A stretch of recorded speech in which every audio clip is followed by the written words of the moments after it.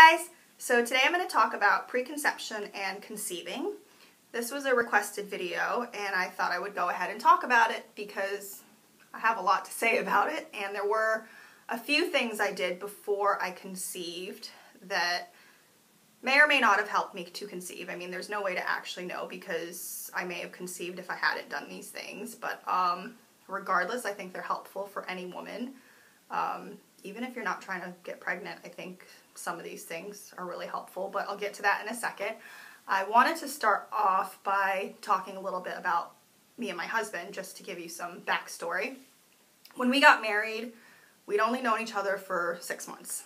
So we had instant chemistry when we first met and started talking, and we instantly knew we wanted to be together. It was a very quick relationship in that regards.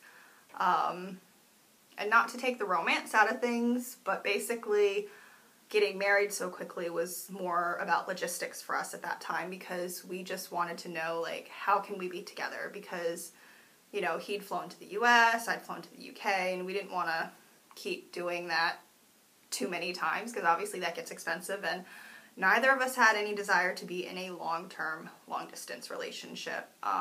You know, I know that can work for some people, but we just didn't want to mess about with that. So for us, getting married was really about getting a visa that allowed us to live together, be together, you know, spend our days together. So yeah, I ended up getting a fiance visa to move to the UK, and then we got married, I think it was just over a month. So there's a waiting period, you have to wait 5 or 6 weeks or something. You have to be in the country for a certain number of weeks before you can get married. But basically, I was in the country for just over a month and we got married. So it was very quick, but that was just our timeline and what ended up happening with us. But because we got married so quickly, we didn't want kids right away when we got married. We did want to spend some time to really grow our relationship and start a really firm foundation for ourselves, and just to have that strength as a couple before introducing kids into the mix. Now, we had conversations before we got married, before we even got engaged. We both knew we wanted kids. We knew we had similar values in raising kids, which, P.S., if you aren't comfortable talking to your significant other about, you know, what your desires are for, kids, family, you know, raising a family, how to raise a family, then you probably shouldn't even be in that relationship, because you should have comfort in talking about that. You don't need to find out after you've had a kid that you don't want to raise the kid the same way. Just my own 2 cents. I'm sure that once we do have this baby that we'll have certain things that we disagree upon, but at least we know that as set values, we have the same values for how we want to raise our kids. Really, really important. Total tangent. I always go off on tangents, sorry. Back to the storyline. So we knew we wanted kids. We didn't want kids right away. So now we've been married for 2.5 years. I don't think I've said that. Yeah, so when we'd first gotten married, we basically said that we wanted to wait a couple years before we started trying to have kids. And obviously that was kind of an arbitrary number at that time, because, you know, at that time we were still in our little honeymoon phase, and, you know, we just wanted to spend time together, travel together, have a good time with each other. Not that I think that kids ruin your life, but we just really wanted to have that foundation for ourselves. So we basically originally intended to wait 2 years, which it has been well, now it's 2.5 because I'm already most of the way through pregnancy at this point. But it did turn out that after about a year of being married, we kind of started having more discussions where it was you know what, I could have a baby now, yeah, you know, we could do this right now. But at the same time, we weren't living in a good situation to necessarily have babies. At the time, we weren't living where we live right now. We were living in my husband's parents' house. They were not in the house for most of the year. Not that I minded being with them in that sense, but they spent most of their year traveling abroad. And we were living in the house most of the year we had to ourselves, except at the time that we decided, like, hey, we could have kids now, we had his sister and her niece living with us as well, which was a temporary thing, just because they were getting ready to move and they needed someplace to stay in the meantime. So it wasn't good timing for us to start trying to have a kid because his niece was in the room right next to us.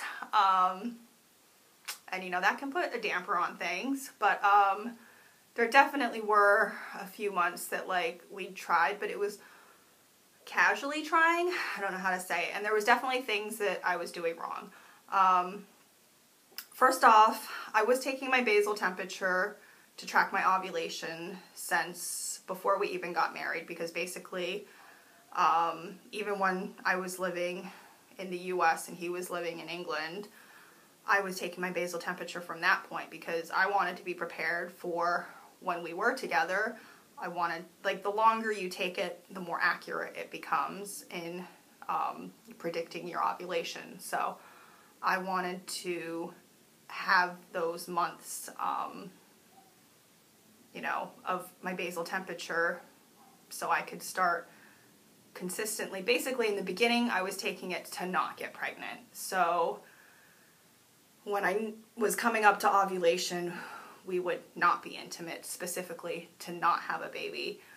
And that was the only thing we used to not get pregnant. And that was successful for, you know, the well over a year that we'd used that method. I was using the ladycomp, which is a, like a computerized thing that you use it to take your temperature, and it automatically remembers all of your past temperatures, and it will give you basically green lights and red lights. On the ladycomp, the green lights mean that it's okay to be intimate, you won't have a baby. Red lights mean stop. You might get pregnant if you do it now. And the whole thing with this system is there are only 5 days in any woman's cycle that she can get pregnant based on ovulation and how long sperm can survive in the body. And your temperatures will rise and lower depending on what time in your month you are. So the problem with the ladycomp, though, not that it's actually a problem, is it always errs on the side of caution. So even though there's only 5 days that you can't get pregnant, depending on how consistent your temperatures are, you'll get, well, you'll never get less than 5 days. You'll always get 5 red light days, but you'll get more red light number days depending on how accurate, or not how accurate, but just how consistent your temperatures are. Now, I think my temperatures were quite all over the place because I would often get 10 or 11 red light days. So when I was using it to not conceive, because it always errs on the side of caution, it was extremely successful. When we decided that, like, hey, we could have a baby now, it kind of didn't work so well because I was getting a lot of days. And at the time, I hadn't realized that with the ladycomp specifically, you can actually, I think because I'd gotten so used to just using it to not get pregnant that I never even, like, looked into using it to get pregnant. But you can predict when you'll ovulate. Well, it predicts when you'll ovulate, and you can look ahead a few days to find out which day you're supposed to ovulate. So I didn't realize this at the time, and basically as soon as I would get a red light, I'd be like, okay, it's a good day, which was basically a waste of sperm. Because I might, you know, if it's giving me 10 or 11 red light days, and my ovulation was always at the end of those days, then there was no chance of getting pregnant if we were being intimate on, like, days 1 through 5, or 1 through 6, depending on how many red light days I was getting.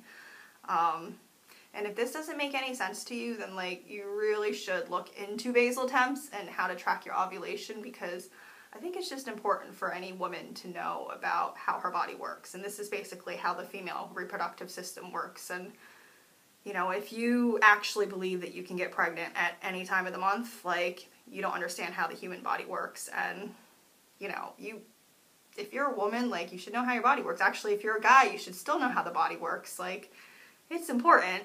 So, anyway, with that, yeah, so that combined with the fact that we had his niece living next door to us, not living next door, she was living with us, but her room was next door to ours.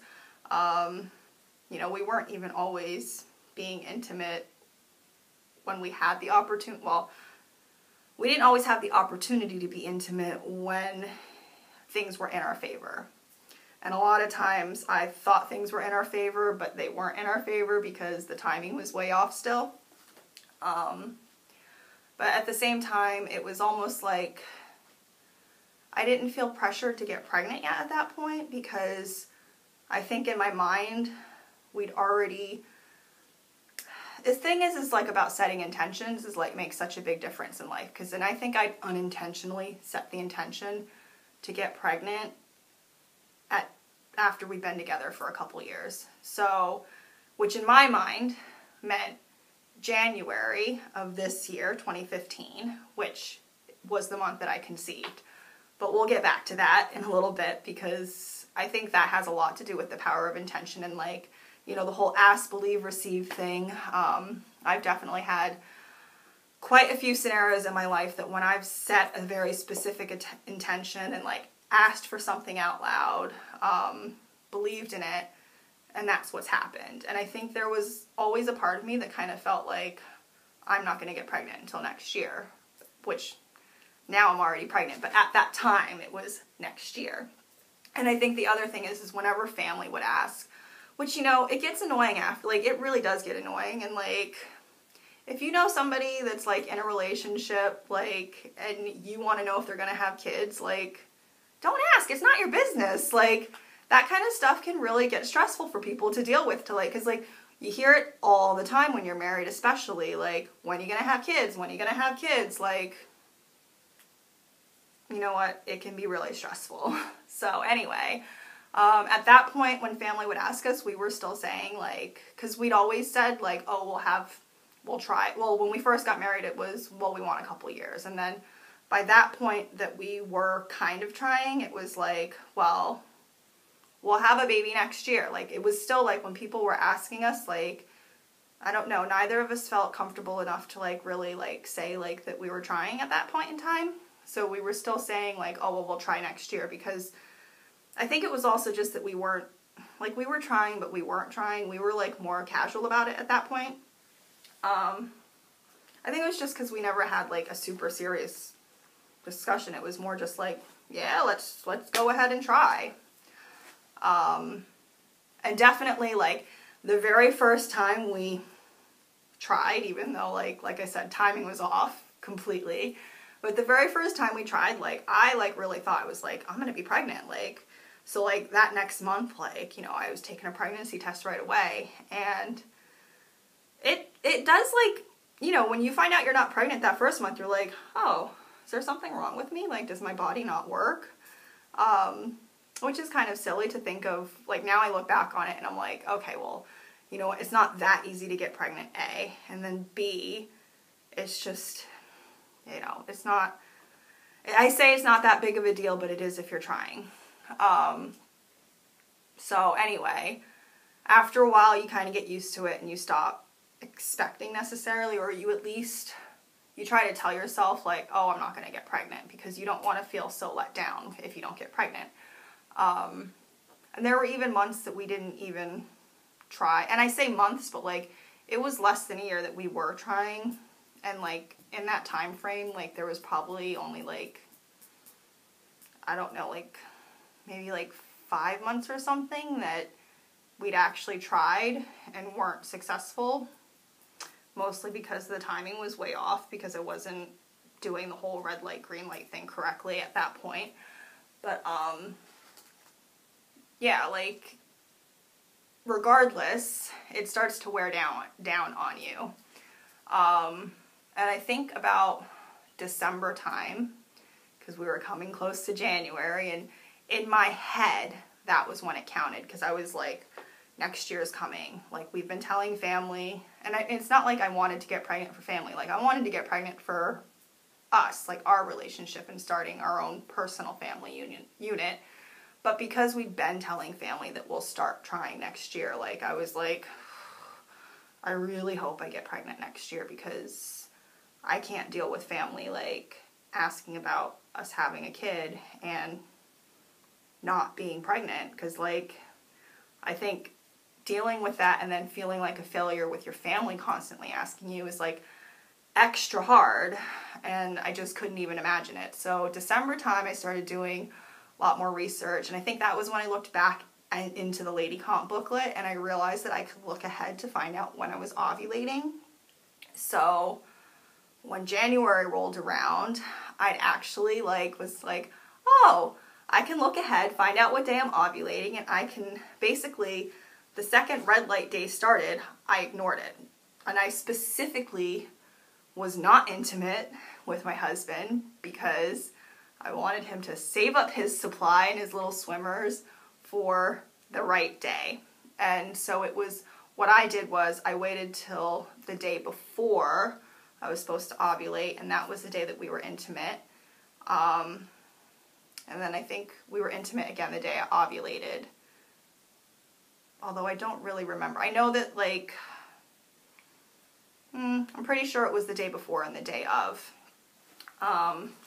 And I did end up ovulating on the day it predicted, because it was very reliable in that sense. I just didn't realize that it was, I didn't realize it could predict when you were going to ovulate. I totally missed that about the ladycomp. So if you have a ladycomp, you can look ahead if you didn't know that. Because if you're using it to not conceive, then you might not realize it. So if you're ever using it backwards to conceive, then just letting you know that you can use it to predict when you're going to ovulate, so you know when is the most optimal time for you guys to be intimate. And even though there's 5 days that you can get pregnant, the closer to ovulation that you are intimate, the better your chances are, because there's 5 days, like sperm can live in the body for up to 5 days, but that doesn't mean that it will live for 5 days. So it's optimal to do it as close to ovulation as possible. Do it. Yeah, so also before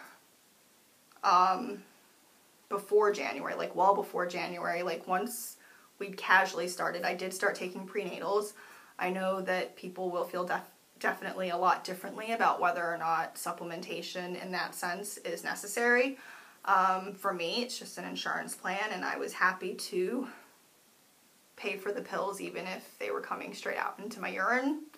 Didn't bother me. I was taking a food-based raw prenatal, so to me it was like a good quality. It was the Vitamin Code prenatals, that was the brand. It's still the same prenatal that I take right now, and it's the same prenatal that I plan to keep on taking while I breastfeed. It's the recommended allowance, daily allowance on that, to fill your recommended daily allowance is to take 3 pills a day. Before conceiving, I was taking 1 a day. Like, I was not taking the 3 because I just didn't feel like even though it's, I say I don't care about having expensive pee, but I just didn't feel like I needed 3 a day because I know I have like a pretty healthy lifestyle diet, and in my eyes, I just didn't need that many vitamins. So I was taking 1 a day, and then when I found out that I was pregnant, I started taking 2 a day. And that's still what I do. I take 2 a day instead of 3 a day because I do eat a lot of fruit and vegetables that I just don't feel like I need the 3 a day. Yeah, but so for preconception and I only took the prenatal. I wasn't taking anything extra. Once I conceived, obviously, if you watched my What I Eat in a Day, then you know I also tacked on the omega, the EPA DHA vitamin, and coming into my 3rd trimester, so just for the past couple weeks, I've been taking an iron as well, which is just from iron, like naturally iron-rich water. It's not a fake iron in any way. It's not man-made. It just comes from a really iron-rich mountain water source. So that's my vitamin regimen that I've taken before and during pregnancy. And also before I got pregnant, I started exercising a lot more consistently than I ever had before. Basically, my husband and I joined a gym. Yes, you can exercise outside. Do I enjoy it in England when it's cold outside or it's wet? Absolutely not. So we joined a gym and I was exercising like at least like 5 times a week. Like I was really being good about it. At the gym, mostly what I gravitated towards was cycling on the watt bike. Although I think for exercise, like, just do what you enjoy. Like, we were doing that. I was probably on the watt bike like 2 or 3 times a week. Sometimes I would use this treadmill they had that was called the Curve. It was like a manual treadmill. It wasn't electric. And it just had this really cool shape that like simulated going on an incline consistently, and it just worked your muscles a lot better than a normal treadmill would, and it was better for your joints as well. And I would do that maybe once a week, but not even, because I just gravitated towards the watt bike more. And we did take a class once a week that was like they were calling it a yoga Pilates aerobic fusion class. It was mostly a cardiovascular class. I mean, if you wanted to call it a yoga or a Pilates class, you would laugh because it had nothing to do with those. They just use a lot of those poses, but in a more cardiovascular way. So it was definitely like brought up your heart rate, and you would sweat a lot. And we both really enjoyed that class a lot. It was great for giving me additional strength. And I was doing yoga at home. I was doing DVDs basically because I'm not very good at being self-motivated in a practice. Like if I sat down and tried to do yoga without a DVD, I would probably stop after like 5 minutes of like trying to do a couple of poses. So I was mostly doing Tara Stiles DVDs just because her classes were the closest to the classes I used to take when I lived in the U.S. I would go to, well, my favorite was Jiva Mukti in New York, but I didn't go that often because I didn't actually live in New York. I lived in New Jersey. But her classes are very kind of closely sequenced to those, and most of her DVDs are like 60 to 90 minute. Well, maybe those were just the ones I was doing were like 60 to 90 minute sessions, and that to me was just like a good amount of time to feel like I was getting a full practice. And I was doing the yoga probably like a couple times a week. And I know I'm saying that like, oh, I did this, like I do this 3 times a week, and I do this 2 times a week, and I did this 1 time. In general, I was only exercising about 5 times a week, maybe sometimes 6 times a week, sometimes 4 times a week, but I was consistent with exercising because I just wanted to make sure that I was creating like the healthiest environment possible that I could for a baby to exist.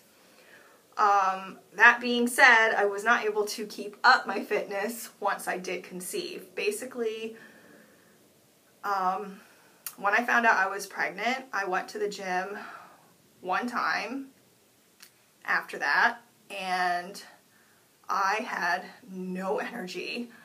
I felt like I was going to die.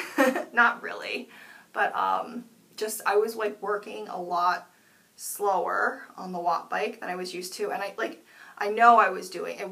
This is like a very objective opinion because I've got the screen in front of me that's telling me how many watts I'm pumping out, you know, how fast I'm going. I've got my heart rate monitor on, and I can see that like my heart rate is being elevated with way less watts.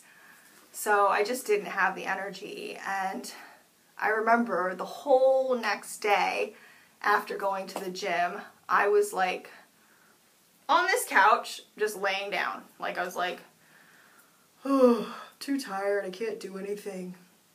So I spent like the whole day like pretty much just laying down on the couch doing absolutely nothing because I had no energy. And that was probably like the first time like I really realized like that my energy was like a lot lower, and that pretty much stayed that way for the entire first trimester up until my 14th week. And then my energy magically came back in week 14.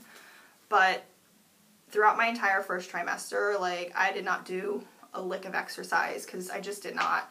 I mean, I had days where just even doing like normal household chores like seemed like it seemed like climbing a mountain. Like sometimes it was just like, oh my god, I have to make dinner. Like, how am I supposed to make dinner tonight? Like, I have no energy to make dinner. Like, this is crazy.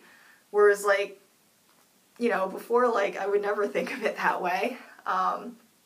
Yeah, so no energy in my first trimester, so my fitness completely disappeared. Then coming into my second trimester, I did start bringing exercise back in, where I started to, it started like really gentle with like walks around our village. My husband would go with me for a walk, which was really nice because that was really like, especially in that time was like so important to me because like, you know, we would have time just to like talk and walk and really be present with each other, because when you're home together, like, yeah, we do spend time and we talk and we laugh and that's great, but we also spend a lot of time like, you know, in the same room, but like doing our own thing. You know, like he's on his iPad or I'm on my phone, like just, you know, these are the things that, I mean, to me in a lot of ways, this is like what happens when you're like really comfortable with somebody. Like you're happy to just be in silence with them, but at the same time, like those walks really meant a lot to me, especially at that time, because it was like I was finally feeling better, you know, but I still had like anxiety about growing this baby inside of me, which is completely gone. I think especially once you start feeling the baby move in you all the time, like that really gets rid of a lot of anxiety regarding growing baby. Yeah, so the exercise started with that. I got a prenatal yoga DVD. Hold on one second. I'm going to grab it because I don't remember the name of the instructor.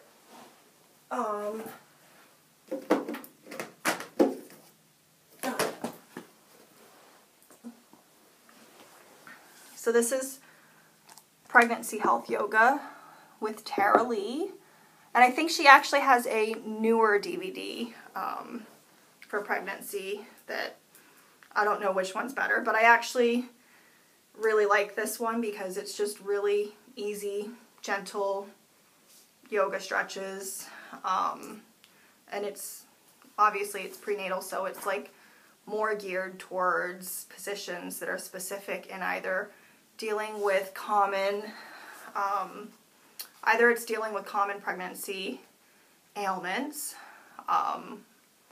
like heartburn, you know, having a pain in your back, or it deals with like positioning for like opening up the hips, or she'll tell you like, you know, this is a really good position to work on during, you know, the first stage of labor. This is a really good position to use during the second stage of labor. So I really enjoy that DVD a lot.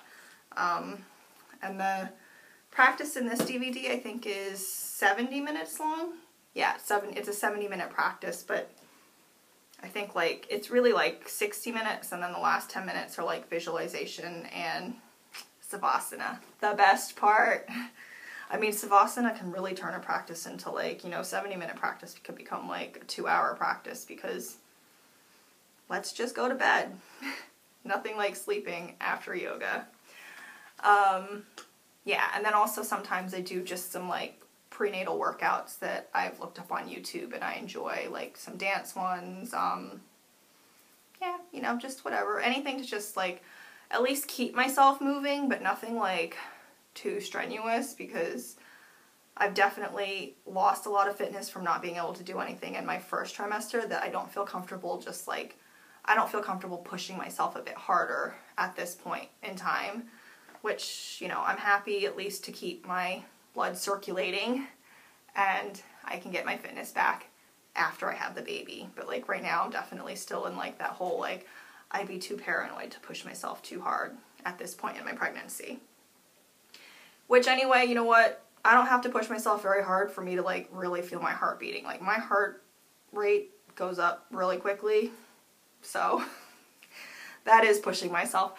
Going easy is pushing myself hard. I mean, just going for a walk sometimes, like by the end of it, I'm like, and my husband's like sitting here like, that was like the easiest walk ever. Like we were at a snail's pace. Anyway, so those were the things that I did coming up to pregnancy. Like this was like the more preconception stuff. And then I did a few things. Well, I did a couple things, not a few. Let's count correctly. I did a couple things right in January, right before I got pregnant, that I think probably helped quite a bit. Maybe it didn't, but I think it probably helped. First thing I started doing was a uterine massage, and I think this was huge. For me, I knew I had a tipped uterus from past, what's it called? From past pap smears, you know, just like regular visits to your gynecologist. I knew that I had a tipped uterus from that, but I was always under the assumption that you can't do anything about it. Like, I was led to believe that it was just kind of like genetic, or I don't know, like I just thought that if you have a tipped uterus, you can't do anything about it. And actually, when I looked into it online, it still pretty much was just kind of generally accepted, like, oh, you have a tipped uterus. Like, and having a tipped uterus, I knew was like one of the things that they say could make it harder to conceive. And I ended up finding out that there was this book that I got that I'll show you. Sorry, this is the book. It's called Rainforest Home Remedies by Rosita Arvigo and Nadine Epstein. Sorry if I'm saying your names wrong. But basically I came across this book originally because I was looking into Yoni steams, which I did do as well, but I'll talk about that afterwards. But I was looking up Yoni steams, which you can find basically that's a hoo-ha steam. You're steaming your uterus. And you can look those up online. Like you can find information about that freely on the internet. But I was looking up the Yoni steams, and I was looking for like a book about it. And this book only very quickly mentions it. But when I came across this book, I always read through reviews on Amazon. So I was reading through reviews, and I noticed a couple people had mentioned about how they had like a tipped or a prolapsed uterus and how this massage like really helped them. And I was like, what? You can't do anything about that. So I went back onto Google, did a search about uterine massage. Nothing came up. I couldn't find anything on the internet about uterine massage. So that's why I ended up buying the book, because this is like a world of like trying to get free information. For me, the bit about uterine massage was worth the price of the book alone, easily. I think I paid about it says it's $14.99 USA, but I think I probably paid around $10 for it. No, I paid about £10, which would be about £15, so I'm completely off. I don't know how much it is actually in the US, because I bought it while I was in the UK. But, yeah, like, it has, like, a whole section about mind massage techniques, and actually there's some other massage techniques that were really helpful as well. But, it's basically got some, like, really good photos and everything, like, illustrating how to do the massage, which, just made me really comfortable about performing it on myself. And a uterine massage is good for a lot of different things because, I mean, specifically I went into it for conceiving, but once I was like reading about it more, like I realized there's like a lot that it could help with, because like basically if your uterus is falling backwards, let's say, it could be pushing down on your intestines, and basically, I mean, it can keep you constipated if it's putting a lot of pressure on your, not intestines, your colon, sorry. If it's putting a lot of pressure on it, it can keep you from having easy bowel movements. Now, I didn't realize I had a bowel movement issue, but I did realize that after I'd been doing it for a few days that I was going a bit more regularly. So I think that my uterus was lifting up off of my colon. I don't really know. It's not like I had x-rays or anything like that, or I don't even know if an x-ray would pick that up. Probably it would. But I never had anything to like tell me if it worked. But basically what the uterine massage does is it strengthens the ligaments that hold your uterus into place. And it's really, really easy to get a tipped uterus because, there's just so many things in like daily life that could cause your ligaments to weaken and basically to drop it. And it can either fold forwards, it can fold backwards. But if you're a runner, if you're a dancer, if you've lifted really heavy objects, if you've already had a baby and you haven't received proper care, there's way more things. There's like a huge list of different things that could cause you to have a tipped uterus. And once those ligaments are stretched out, if you don't do anything to strengthen them again, then they're basically going to stay stretched out. So the uterine massage just strengthens them again and like brings back their elasticity, so it snaps the uterus back into place. And I think it worked. And actually, even if you're not trying to conceive, like I said, it can help you to have better bowel movements. If your uterus is falling backwards or forwards, then you're not going to drain as well during your cycles. So if you get it back into better positioning, you're going to drain better and you might have less painful periods. It can help a lot of things. So I think it's good to do regardless. You do not do it while you're pregnant. So this I was doing before I was pregnant. I never got to have a cycle afterwards because I did get pregnant the same month I started doing it. So I don't know if it would have like made my period better or not. Not that I had like a bad period, but I wasn't able to notice a difference in my period because I got pregnant. So yeah, once you get pregnant, you stop doing it. Actually, you should stop doing it. I think even if you're trying to get pregnant, I think you would stop doing it after you ovulate. Sorry, I forgot the word for a moment there. Even though I've already used it in this video, it's just a pregnancy brain thing, I think. So yeah, that's uterine massage. And then the other thing that I mentioned was the Yoni steam. I did a Yoni steam in the beginning of January because if you're trying to get pregnant, you always want to do it before you ovulate. So basically from the month before, once you establish that you're not pregnant, to the time you ovulate, you can steam. Once you've ovulated, until you can confirm that you're not pregnant, you should not steam. So I did it in the beginning of January, and then I thought originally, honestly, even though like, it's not like I didn't want to get pregnant in January, but I didn't think I would get pregnant in January. So in my mind, I was like, oh, I'll steam myself for a couple cycles and that'll clean me out really well. And then I'll have like a really clean uterus. So I have like a nice cleaned out womb, like a nice clean space for a baby to grow.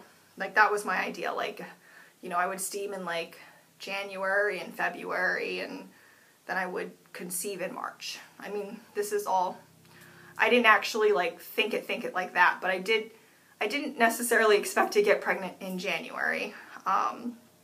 So the uterine massage I had just started that month, and the Yoni steam I had just done that month. And with the Yoni steam, like, if you don't know what it is, look it up. And then B, if you think it sounds weird, get over it and do it, because it feels good. Like, not when you're doing it. It feels a bit, I'll admit, it's a bit weird when you're doing it, because you're steaming your hoo-ha, and, well, maybe the more you do it, you get used to it, but for me, I definitely felt a bit awkward. There were times where I felt too hot, and then you're supposed to, like, let it draft in, and then you feel a bit cold. But after you do it, you are supposed to wrap yourself up and lay down for at least a couple hours. I did it right before I was going to sleep, because that's like the most optimal time, is just to go to sleep afterwards.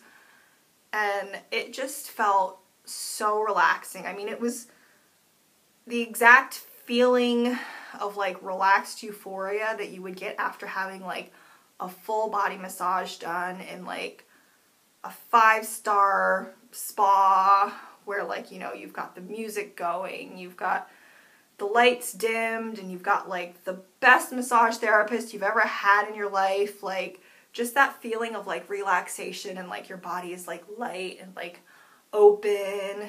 Like, that's how I felt after I did a Yoni steam. And like, I think it was 20 minutes long, the steaming.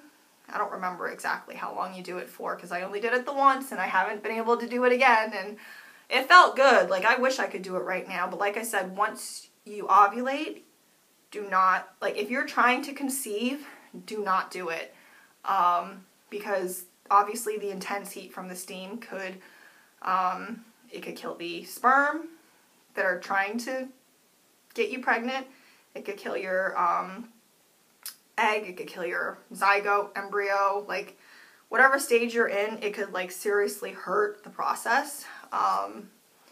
So you do not want to steam during pregnancy, or if you're trying to get pregnant after ovulation.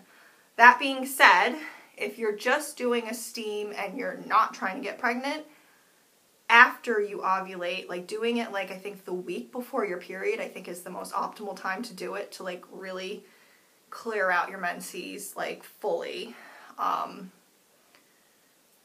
You know, it's meant to like get rid of old blood, stimulate that area, like the circulation and everything, and just make things a lot healthier. But I would even say, if you don't believe in that, like, I do believe that. I don't know for sure, because I never had a period. I got pregnant. I never had a period to be able to see the difference in my period, to see how my blood flow was differently, because your first and even sometimes second cycle are supposed to be a lot heavier, because it's cleaning out old stagnant blood. I don't know, like, if that would have been effective or not. But even if it wasn't effective, I would have done it again, just for like that ridiculous, amazing, relaxing feeling that I had afterwards. Like, it feels good. Like, men should be jealous that they don't have one to steam, because you just feel really relaxed afterwards. Like, I mean, way better than a bath. I mean, better than a massage, because like, you could have a really relaxing massage done in a spa, but then you've got to go home, and then by then it's like that really relaxed feeling that you have is like worn off a bit. Like, you can do this right before bed and then like have the best sleep of your life, and just like go to sleep feeling like you've had like thousands of like angel hands like massaging your entire body. I don't know. Yoni steams, do it. That and the uterine massage. So those were the things that I did specifically right before conception that I do think helped me to conceive. Obviously, learning about how my ladycomp predicts my ovulation made a big difference as well. And you want to talk about stars finally aligning. I should also mention that that was the first month. January was the first month that we had the house to ourselves again, because his sister had moved out quite a few months before that, but she had moved out at the same time that his parents had come back. No, you know what, it wasn't the first month we were alone again, because actually then they went back, they went to travel again, and then they came back for the holidays. Anyway, it was right after his parents had left from being home for the holidays. I did all this stuff and I was able to conceive. Regardless, it was a lot of different things because we were in the house alone again. Like, we didn't have to worry about having, like, family ears listening in, you know. I'd set the intention to get pregnant that year, that month even, because I was like, January is when I really need to start trying. That was the month I started doing my uterine massage. That was the month I did my Yoni steam, and that was the month I got pregnant. So I think it definitely helps to just put a lot of things into your favor. Like, when we were casually trying, it wasn't happening. When I actually, like, started thinking about it more and doing things correctly, it happened. And I'm not saying that it should be that easy for everybody, because like I said, I wasn't necessarily expecting to get pregnant that very first month. I'm really happy I got pregnant that first month that we really tried, because obviously it takes a lot of pressure off. But getting pregnant that first month, I do think has a lot to do with just like doing all of these different things that really put conceiving into, you know, it just put me in that favor. Like, I did a lot of things to like make my body healthy leading up to it, and I did a lot of things specifically that month to really help my chances of conceiving, because, like, you know, we were intimate the day before and the day of my ovulation, we were intimate the day before and the day that I ovulated. We were, you know, I'd done the steam, I'd done the massage, and these were all things that I think really helped me get pregnant specifically in January. Will it work for you? I don't know, but if you're trying to conceive, these are just some tips. This is what I did, and maybe it'll work, maybe it won't, but the important thing is that you have a fun time trying. So that's it. It's a really long video, sorry, but hopefully somebody found it interesting. Anyway, thank you. Bye.